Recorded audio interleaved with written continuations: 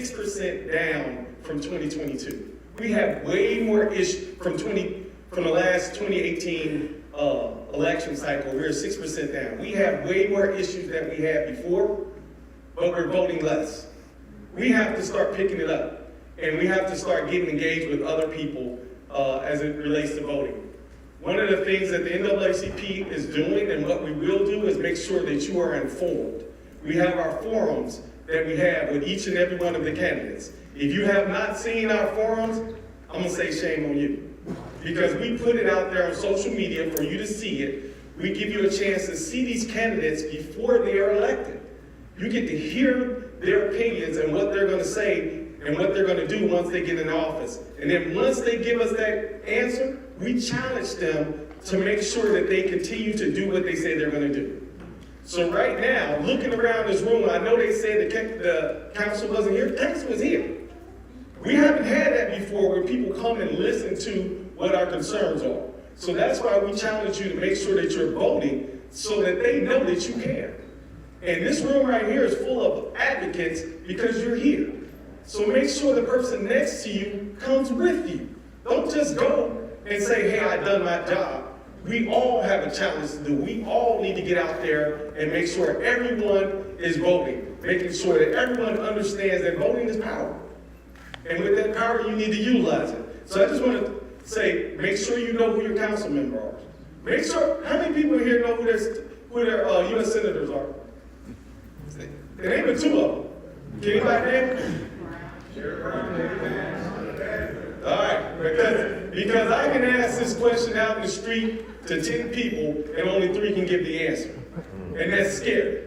We're asking for the challenges of our school board to do these things as it relates to things for the school. Because let's look at what the school board has in their jurisdiction. They have the financial budget, they got policy and equity, they got health and safety. So if you don't know who your school board members are, what are you doing?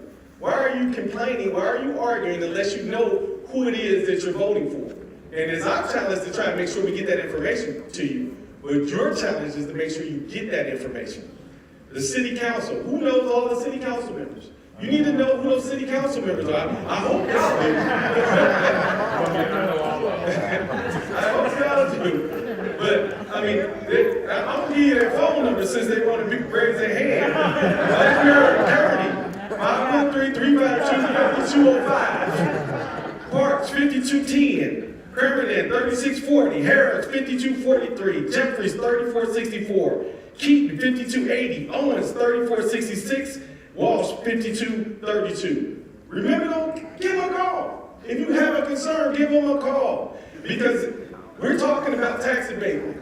Guess who's involved in the tax abatement decision? Guess who's imposing taxes? Guess who's setting ordinances? Guess who's making appropriations? Establishing the policies that you have to live by? City council. They're also hiring the people, like the city manager. They're involved in that hiring process that's going to control who the personnel are. So we need to make sure that we understand these things before we go out of here today. We have challenged you to help us when there's legislation on the table that is not going to be beneficial to you. We've had legislation, House Bill 458. That was the voter's right bill. That passed. It's an ugly bill. And I want to just, lastly, Cedric, because I'm going to get off. I said I was going to be short.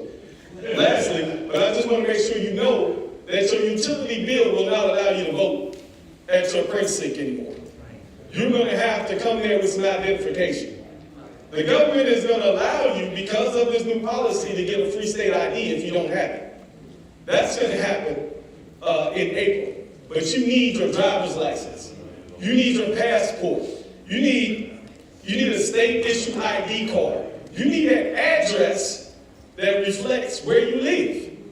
These are things that are necessary now that wasn't necessary before. Let me give you these last things that you can't come in there with, because you've been coming in there with it before. Government check, a paycheck, other government documents, insurance card, utility bill, social security card. You can put that back in the closet because you can't use it anymore. And this is important stuff. So we want to challenge Cedric, who is a representative, or any other representative to get us the information before it hits the floor. So we can inform you, so we can all go up there and argue that this shouldn't be voted on, that this shouldn't be passed. Because we don't need to argue after they already passed. Because that's what happens. And that's why I'm really thrilled about this meeting today, because the tax abatement process has not passed, and they're listening. I don't know if they're going to make the change, but they're listening. So thank you.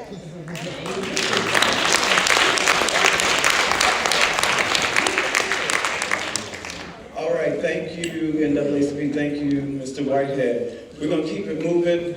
Former Mayor Dwight Tillery is here with us. He's been around for a long time. We can't get rid of him. He loves us that much, and he's going to come fire us up with a call to action, ladies and gentlemen, Mr. Dwight Tillery.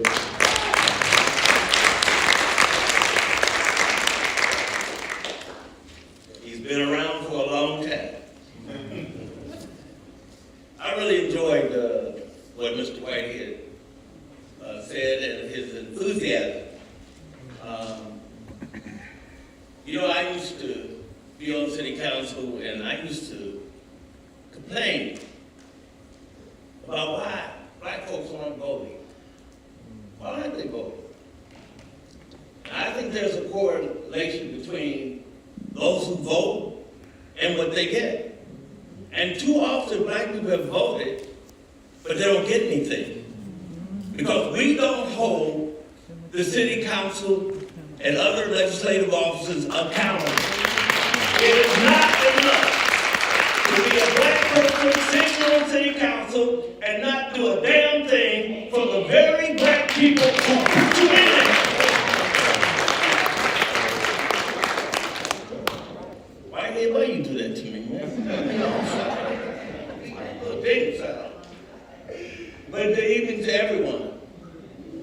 And I really want to thank Michelle and State Rep Sid Denson for putting this together, and all of you who have come out tonight. Let's give them a round of applause. And let's give you a round of applause.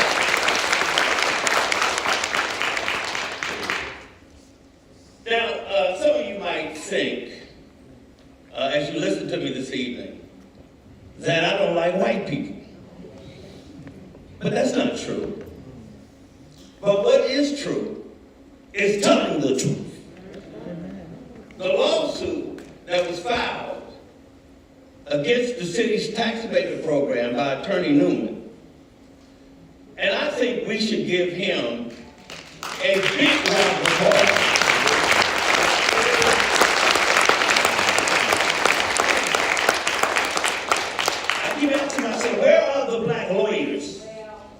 I remember the NAACP when they had a black lawyer who brought suits against the city, against the police. Where are the black lawyers and what are their involvement in dealing with racism in this city? Well, let me say a little bit about this lawsuit, and in my opinion, and having been a lawyer for 49 years, I know it's hard to believe. But this lawsuit clearly demonstrates that the city is giving subsidies to predominantly wealthy white neighborhoods, while giving very few dollars to black neighborhoods. It's also furthering segregation in our city and shortchanging our students. Let me say that I speak for myself tonight and saying that I can't figure out why the city or any other public entity feels comfortable, even excited about giving rich people a taxpayer's handout, while low income and poor people get virtually no financial relief.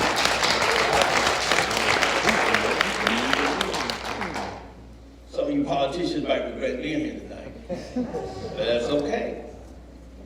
Is it because it's easier for politicians to give money to the rich than it is to give money to low income and poor people? Billionaires like Elon Musk, Jeff Bezos, Warren Buffett, and Donald J. Trump pay little to no taxes at all. Now, I know there are some on the council and the mayor who says, but we need this tax abatement program because we need to attract workers who will pay earnings taxes and provide the workforce we need, while ignoring and even discriminating against those black families who have lived here for generations. Let me tell you something. A rising tide doesn't lift all boats because black and poor whites have no boats to be lifted. Council people, pay attention. Let me share something with you. The Greater Cincinnati Foundation issued a report in 2019 entitled, All in Cincinnati. And I've encouraged some members on City Council, please read this. I'm not sure that they're still reading it. But the foreword of the report makes the following statements, and I quote, "The story of Cincinnati is a tale of two cities. The first, Cincinnati, exemplifies its reputation as the Queen City, a bright light in the dark night run towards freedom. And then there is the other Cincinnati, the city where many of its residents do not benefit from the riches that is here. The place where the voices of those who suffer compounded inequities are often not heard. One of the most segregated communities in the nation. A city where racism far too often prevails. Cincinnati is an economic powerhouse, and yet it struggles with uneven growth, high rates of poverty, and an economy dominated by low-wage jobs and few pathways into the middle class." End of quote. This report, as well as many others like the Urban League, reveals what many of us who are black already know, that we are at the bottom of this city in every possible way. Tired of standing on our backs. Black people are the most unemployed, even with college educations. Poor housing and the lack thereof, poor health, childhood poverty, low wages, limited opportunities for advancement, neighborhoods created and maintained by commercial banks redlining, and we have the highest number in our community members incarcerated, including our juveniles, and our children are not getting the education they so desperately need and deserve. Being squeezed out. The report also says, and I want you to listen carefully, and I quote, "We must strengthen the public school system by ensuring sufficient and equitable funding for schools attended by lower income students.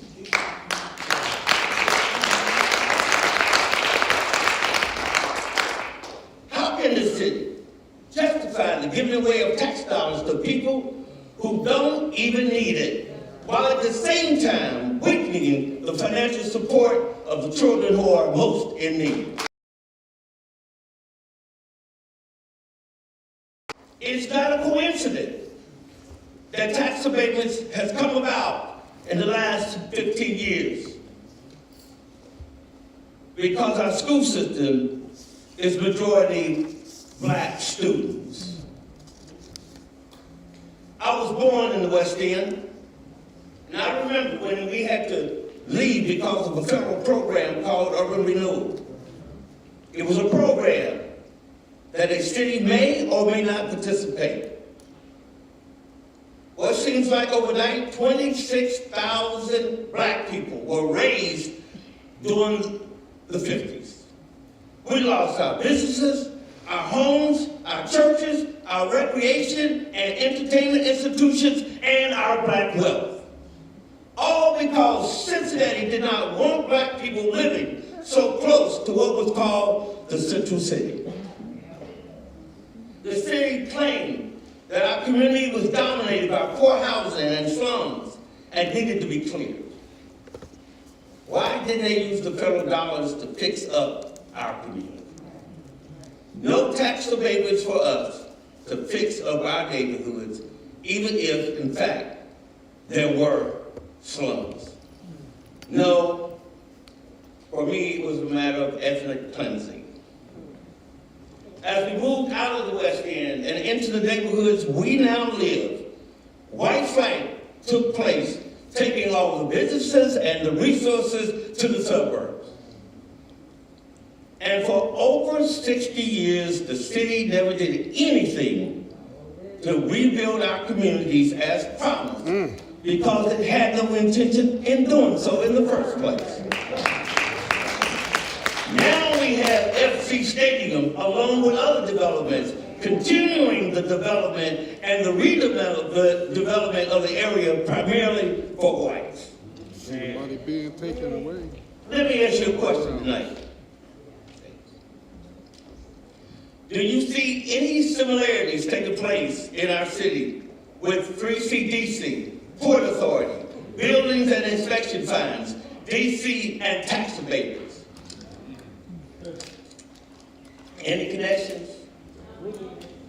Our city government gave away its most important powers, especially economic development, to private entities. Right. Our city government had a majority change, had a charter change after 2 decades, giving the power of city government primarily to the mayor. Do you believe for one moment that tax abatements were created to help black and poor people? Do you believe that? Do you know anything about the role of commercial banks and their lending practices and the real estate industry in this city? Why did the All in Cincinnati report state that our city is one of the most segregated cities in the nation? How do you get segregation? By racism. And now here comes Mr. Mayor with a solution to the problem. Or is he simply making things worse? I encourage everyone to read the 2019 report and look at the statistics and tell me with a straight face that the mayor's tax abatement program will benefit anybody other than well-to-do whites in our city. Because they have the money and they can borrow the money. For the first time in the history of the city, the black population is on the decline, while whites are on the incline. This has majority consequences for black people, including a possible loss in political power. Our mayor has decided at the beginning of his second year in office that we need to sell the railroad for infrastructure purposes, while the city has given away $332 million and counting for tax abatements. If the city needs money, then damn it, stop giving it away.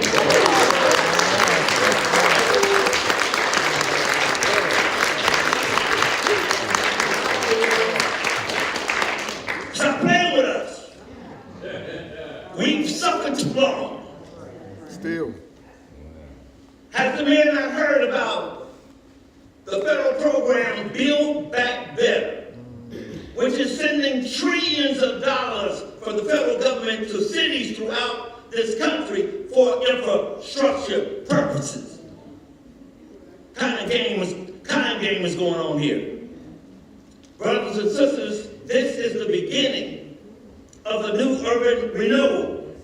And we're being wiped out once again with our own tax dollars. Right. We have come full circle, where the whites and their generations who left us with nothing and fled to the suburbs are coming back for a tax abatement handout that most of us can't even qualify for. Once again, we are being kicked out with the support of our own government. We live in a city. Let me break it down. We live in a city that is dominated and controlled by the white power structure.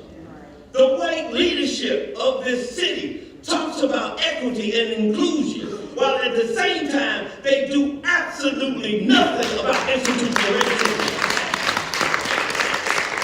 They are the masters masters of smoke and mirrors.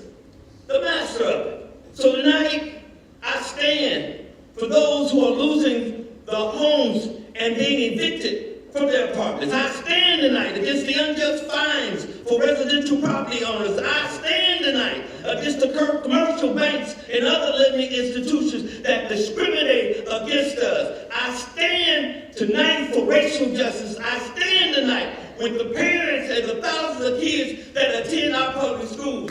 We will not be cheated, nor